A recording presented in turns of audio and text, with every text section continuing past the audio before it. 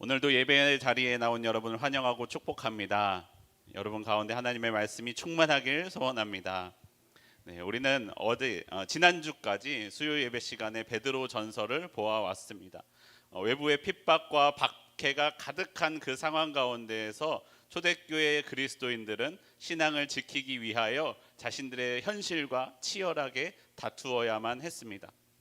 그리고 시간이 지났고요. 오늘 베드로 후서의 시간이 되었습니다. 베드로 후서의 전체적인 내용을 보면 이제 외부로부터의 핍박과 박해는 그다지 중요한 문제가 아니었었던 것 같습니다. 그렇지만 또 다른 문제가 초대교회를 괴롭게 하고 있었던 상황입니다. 바로 내적인 신앙이 문제가 되었습니다. 거짓 가르침이 들어오고 다른 복음을 전하는 이들이 있었습니다. 곧 오실 것만 같았던 예수님의 재림, 다시 오심이 이루어지지 않았고요. 그러자 하나님이 계시지 않은 것은 아니냐라고 이야기하는 사람들이 나타났습니다. 또 다른 사람들은 혹시 우리의 영혼만 구원받아 하나님의 나라에 가니 우리의 육체는 마음껏 내 마음대로 쾌락을 쫓아 살아도 되지 않겠느냐라고 이야기하는 사람들도 나타났다라는 것입니다. 일명 도덕 무용론자들이죠. 물론 이것은 하나님의 말씀과 예수님의 가르침과 맞지 않는 내용들이었습니다. 그래서 베드로후서를 통해서 베드로 사도는 신앙적인 공격을 받는 이들을 위로하고 격려하며 다시 붙들어주는 내용의 편지를 오늘 보내주고 있는 것입니다. 오늘의 이 편지는 오늘 우리의 상황에서도 당시의 초대교회와 같은 상황 때문에 여전히 우리에게 의미가 있습니다. 우리에게 하나님의 복음이 있지요. 그렇지만 복음이 있지만 여전히 하나님의 복음을 왜곡하는 이들이 지금도 있기 때문입니다. 자신의 생각이나 철학적인 사조에 복음이라는 이름을 붙이는 이들도 있습니다. 우리는 그러한 가운데 바른 신앙을 붙들어야 합니다. 예수님의 복음을 붙들어야 합니다. 베드로 사도는 말씀합니다. 다른 사람이 아니라 바로 같은 복음을 받은 이들에게 편지하고 있습니다. 베드로후서 1장 1절 말씀입니다.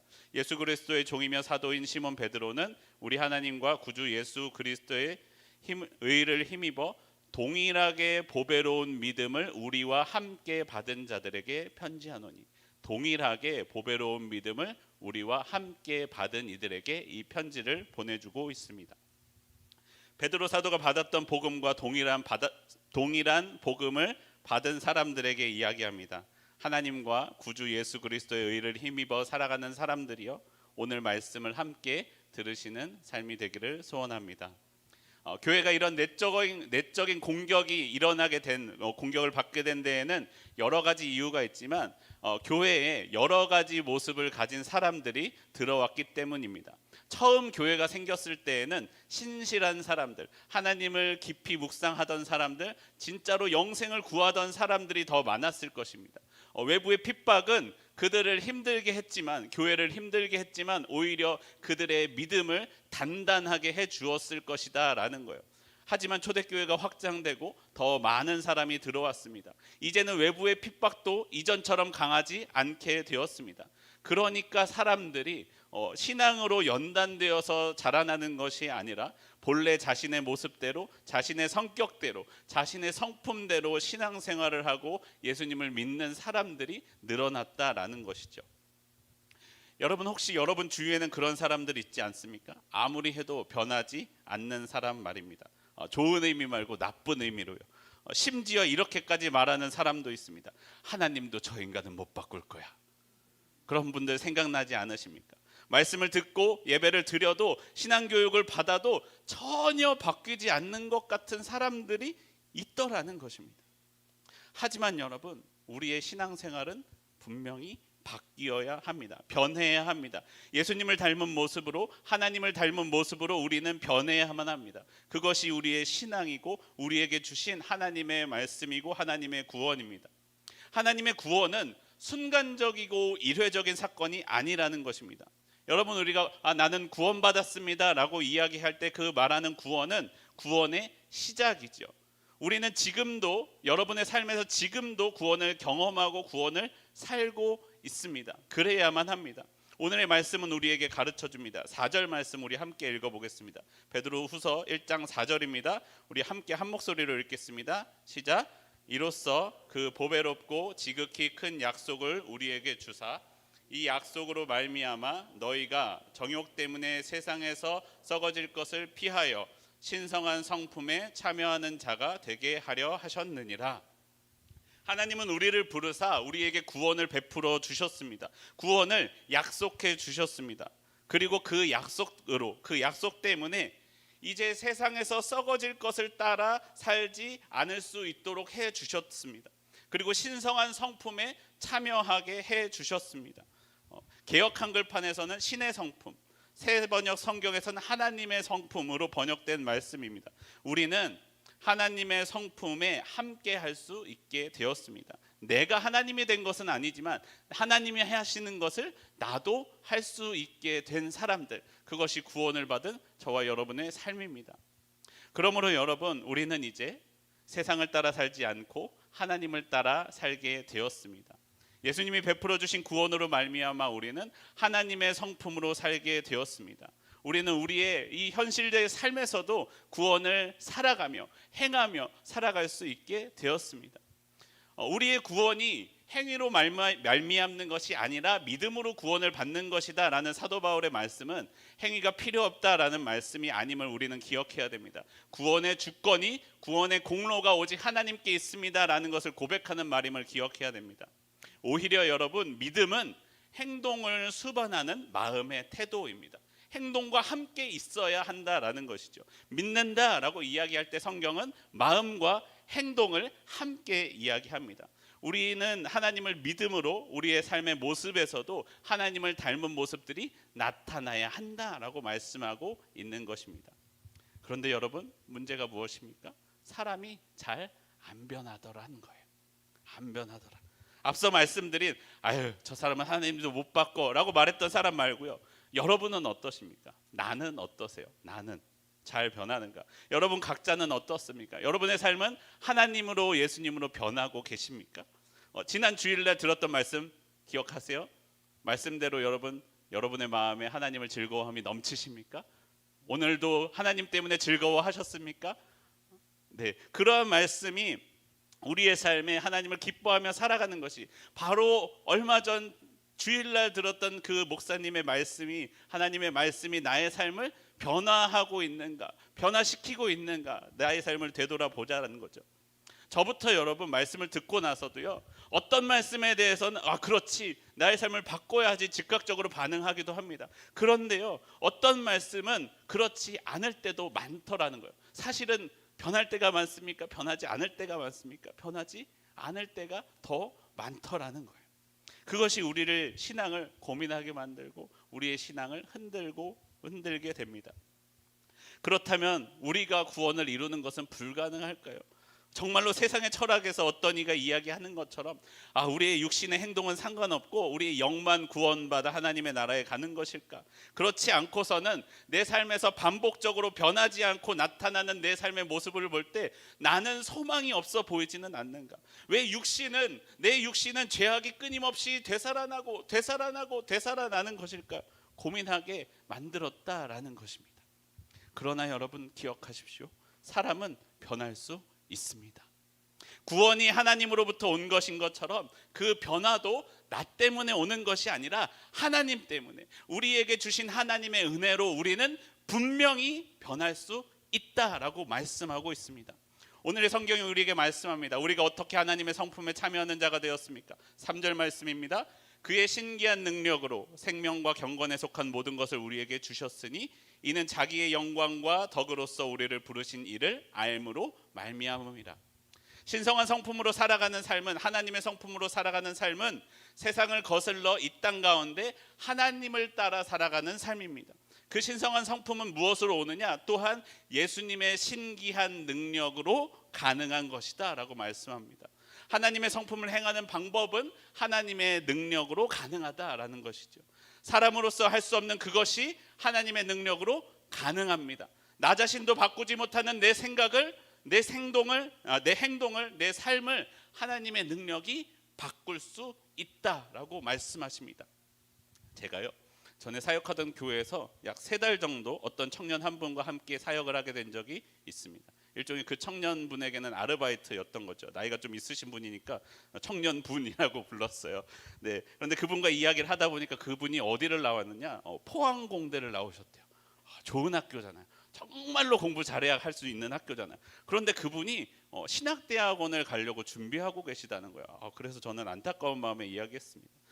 물론 목회자의 길을 가는 것도 하나님의 일이지만 형제님 정도의 능력이 있으신 분들은 세상에서 세상 일을 하면서 하나님을 나타낼 수 있었으면 더 좋겠습니다 라면서 말씀을 드렸더니 자기의 이야기를 들려주셨습니다. 자기가 국가에서 지원하는 해외 원조 사업 때문에 아프리카에 있는 어느 나라에 갔었다고 해요. 가서 최신 기계를 지원해주고 최신 기술을 가르쳐주고 공장을 돌려 그 나라가 자립할 수 있게 도와주는 사업이었습니다. 그런데 이 나라는 해외에 우리나라뿐만 아니라 여러 나라들의 원조를 받다 보니까 그 기계가 고장이 나도 고치거나 고치는 법을 배우려고 한다거나 하지 않고요. 그냥 고장이 나면 다른 기계를 달라고 하거나 자신이 그냥 그럼 나 그냥 원래 삶으로 돌아가지 하고 그거를 내버려두고 그냥 본인의 삶으로 돌아가 버렸다고 합니다. 그 모습을 보면서 그분이 깨달았다고 합니다. 아무리 좋은 물건이나 환경으로 바뀌어도 사람이 바뀌지 않으면 바뀌지 않겠구나. 그 삶이 바뀌지 않겠구나라고 생각했습니다. 그래서 그분이 생각했습니다. 어떻게 사람이 바뀔 수 있을까? 그래, 하나님의 말씀이 아니고서는 바뀔 수가 없겠구나. 하나님이 말씀이 아니고서는 삶이 바뀌지 않겠구나. 세상의 지식보다 그 자산보다 더 중요한 것은 사람을 바꾸는 하나님의 말씀이구나라는 것을 깨닫고는 신학을 이제 하려고 하신다고 합니다. 지금은 목사님이 되셨을 거고요. 어디선가 사람을 바꾸는 사역을 하고 있지 않을까 생각합니다. 여러분, 하나님의 말씀이 들어가면요, 말씀이 들어오면 하나님의 능력으로 우리는 바뀔 수 있습니다. 하나님이 우리를 자라나게 하심으로 가능합니다. 자라나는 것이 여러분 보세요. 여러분 꽃을 키워보시는 분 아실 거예요. 식물을 앉혀놓고 보세요. 자라요, 안 자라요? 안 자라요. 그런데 지나고 나면 자라 있다라는 거예요. 자라는 것은 눈에 보이지 않지만 지나고 나면 분명히 바뀌어 있다라는 것입니다. 그 변화는 마치 여러분 콩나물에 물 주는 것 같아요. 콩나물 키워보신 분 계시죠? 콩을 놓고 물을 뿌려요. 똑같아요. 물을 뿌려요. 물이 쭉 다 지나가요. 물은 계속 지나가고 뿌려도 바뀌지 않을 것만 같아요. 그런데 시간이 지나면 콩나물이 자라나 있다는 거예요. 다 빠져나가는 것 같은데 자라나 있더라는 거예요. 여러분, 저는 어떨 것 같으세요? 저도 뭐 특별히 되게 하루하루 보면 어제의 저나 내일의 저나 그다지 다를 것이 없어 보여요. 그런데 여러분, 제가 고등학교 때 친구를 만났어요. 고등학교 때 친구를 오랜만에 만나서 이렇게 이야기를 나누니까 그 친구가 저한테 이렇게 이야기합니다. 야, 너 이제 좀 목사 같다. 제가 보기에는 어제의 저와 그저께의 저와 한 달 전의 저와 사실은 별다를 게 없어 보이는데 오랜만에 만나면 수년 만에 만난 그 친구가 저를 보기에는 좀 목사 같아졌네 이 녀석 같은 마음이 들게 되더라라는 것입니다. 3절에서 말씀하는 것처럼 여러분, 하나님의 능력으로 우리에게 주신 생명과 경건에 속한 모든 것은 우리에게 이미 주신 것이다 라고 말씀합니다. 이미 주셨다. 주실 것이다, 주실지도 모른다가 아니라 주셨다라고 말씀합니다. 우리에게는 이미 그 능력이 있습니다. 이제는 우리가 그것을 익숙해지도록 훈련해야 합니다. 그래서 여러분, 이것이 특정한 상황에서만 가능한 것, 나타나는 것이 아니라 언제나 우리의 삶에서 하나님의 능력이 나타날 수 있게 해야 된다라는 것입니다. 여러분, 운동선수들이 훈련을 할 때 그렇게 합니다. 우리가 어떤 기술을 한번 딱 했더니 성공했다라고 해서 그래, 나는 이거 성공했으니까 이거 하지 않아야지 라는 사람은 아무도 없습니다. 한번 성공하면요, 그것이 10번에서 한 번 성공하던 것을 10번에서 3번, 10번에서 5번, 10번에서 7번, 10번에서 10번 다 성공할 때까지 반복해서 훈련해야 합니다. 수십 번, 수백 번, 수천 번 그것을 똑같이 반복해서 합니다. 그래서 그것이 언제든지 나타날 수 있게 하는 것이 훈련입니다. 그 반복은 이미 할 수 있는 것을 또 하기에 쓸데없는 시간을 보내는 것이 아니라 그것이 진짜 자신의 것이 되게 하도록 훈련하는 시간, 연단하는 시간이다라는 것입니다. 우리도 여러분 우리의 삶 가운데 하나님의 경건의 능력이 나타날 수 있도록 우리의 삶을 훈련하고 연단해야만 합니다. 베드로 사도도 사람들에게 이러한 훈련과 연단이 필요함을 잘 알고 있었습니다. 그리고 그것이 쉽지 않다는 것도 알고 있었습니다. 하지만 또한 그것이 불가능한 것이 아니라는 것도 알고 있었습니다. 어떻게요? 베드로 사도 본인의 삶이 증거 아니겠습니까? 베드로 사도의 과거의 모습을 보면 지금의 베드로의 모습은 정말로 개과천선한 새로운 모습 아니겠습니까? 베드로 사도는 베드로후서 편지를 시작하며 그 연단과 훈련에 관한 방법을 우리에게 가르쳐주고 있습니다. 먼저 첫 번째로 여러분, 우리가 하나님의 능력, 신기한 능력을 행하는 방법은 우리의 부르심과 택하심을 굳게 하는 것입니다. 베드로후서 1장 10절 말씀 함께 보겠습니다. 베드로후서 1장 10절 우리 함께 읽겠습니다. 시작. 그러므로 형제들아,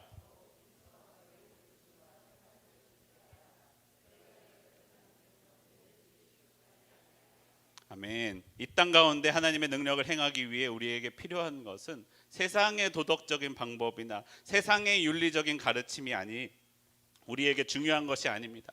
그보다 먼저 필요한 것, 그보다 더 본질적인 것은 무엇이냐? 우리를 부르신 우리의 부르심을 굳게 하는 것, 하나님이 우리를 택하셨음을 굳게 하는 것, 그것이 더 먼저이고 중요하다라고 말씀합니다.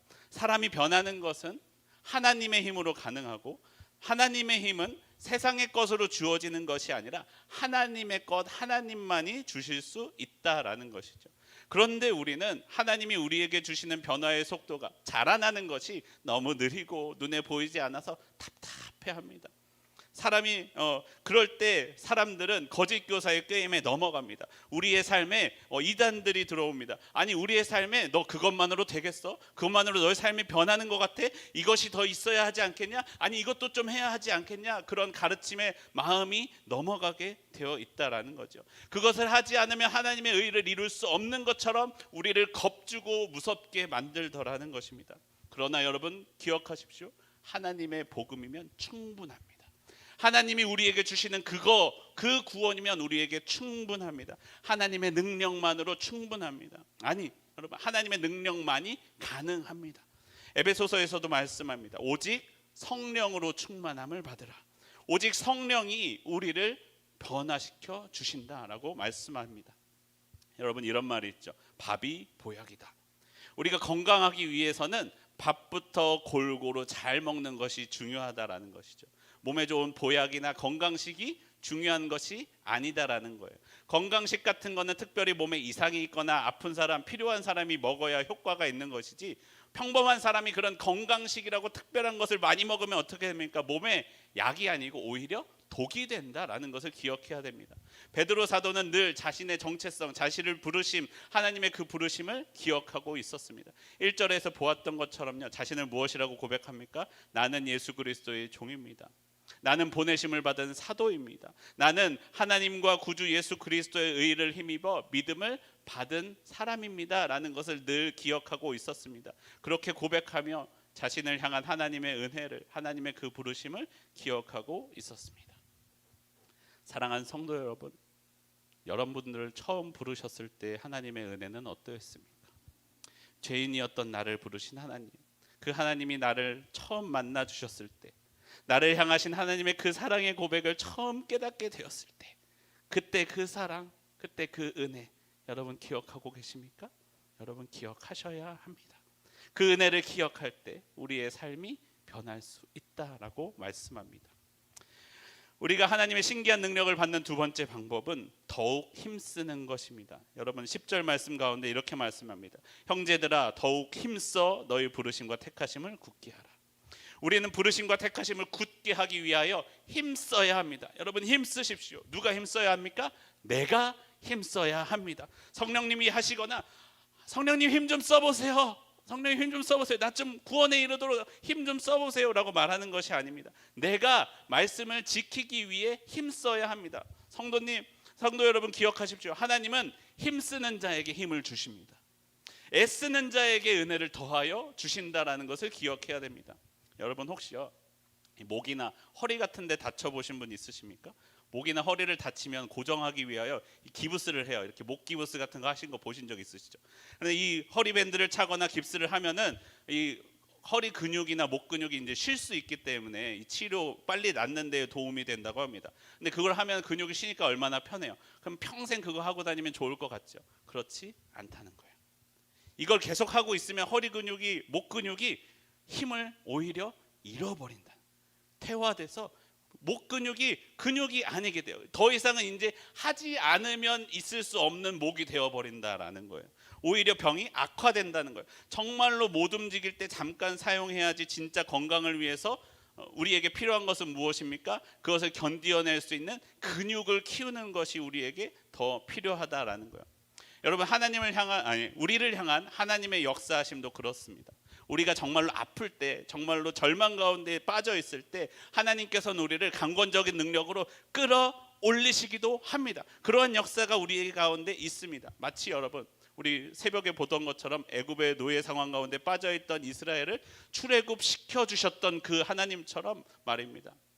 하지만 우리의 구원은, 이스라엘의 구원은 거기서 끝이 아니었죠.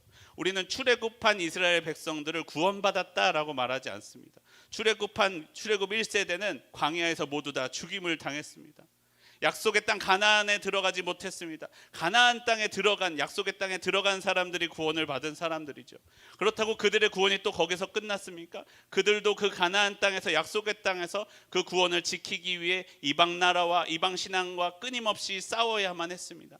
이스라엘이 하나님의 말씀, 율법을 따라서 거룩을 지키기 위해서 힘써 싸웠던 것처럼 하나님의 은혜를 받은 우리들도, 하나님의 구원을 받은 우리들도 그 신성한 능력을 지키기 위하여 끊임없이 싸워야만 한다라고 말씀하고 있는 것입니다. 우리의 신앙의 근육을 키워야 한다라고 말씀합니다. 거룩한 삶을 위해서는 여러분, 성령에 순종하며 살아야 합니다. 성령에 순종하여 하나님을 위한 삶을 살아야 됩니다. 성령의 열매는 무엇으로 맺을 수 있습니까? 오직 성령으로 심어야 맺을 수 있다라는 것입니다. 우리의 삶을 범죄하는 자리에 가게 놔두면서 성령이 역사하시기를 구한다면 성령님은 우리에게 침묵하십니다. 갈라디아서 6장 7절과 8절에서 우리에게 이렇게 말씀합니다. 스스로 속이지 말라. 하나님은 업신여김을 받지 아니하시나니 사람이 무엇으로 심든지 그대로 거두리라. 자기 육체를 위하여 심는 자는 육체로부터 썩어질 것을 거두고 성령을 위하여 심는 자는 성령으로부터 영생을 거두리라. 여러분, 우리의 삶에서 술이 나를 범죄하게 한다면 술자리를 멀리하십시오. 술자리에 나가면서 기도하세요. 성령님 나를 도우사 내가 술을 마시지만 범죄하지 않게 해주세요. 안 된다라는 거예요. 여러분 모였을 때 맨날 사람들 모여서 시기하고 질투하고 미워하는 이야기만 나누다가 끝나는 모임이 있습니까? 그러면 그 사람들 가운데 성령의 마음을 주시도록 권면하되 그 모임이 바뀌지 않는다면 여러분 그 모임을 끊으십시오.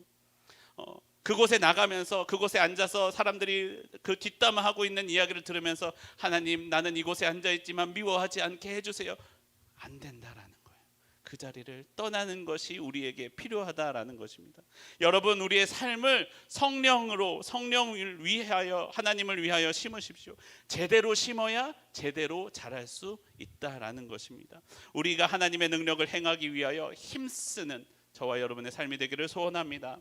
마지막으로 여러분, 아무리 우리의 눈에 삶에 변화가 보이는 것 같지 않아 보여도 자라나게 하시는 하나님을 기억하면 여러분, 우리의 삶을 멈추지 마십시오.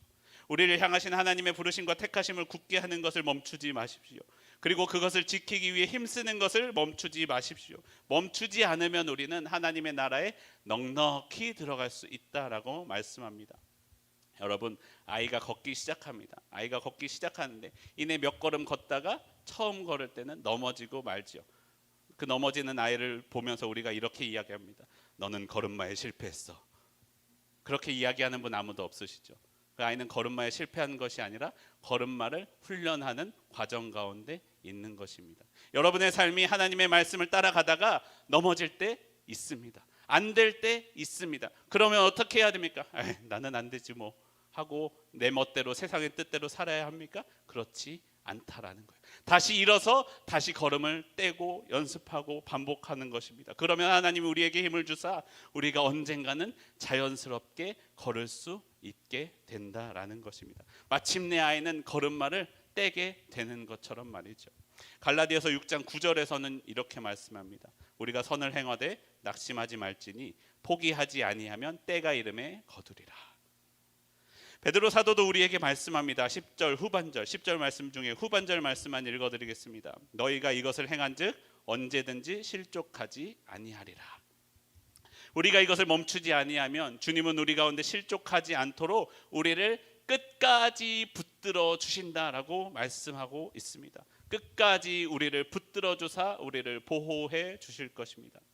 사랑하는 성도 여러분, 우리의 삶이 구주 예수 그리스도의 영원한 나라에 들어가기까지 넉넉히 들어가는 저와 여러분의 삶이 되기를 바랍니다.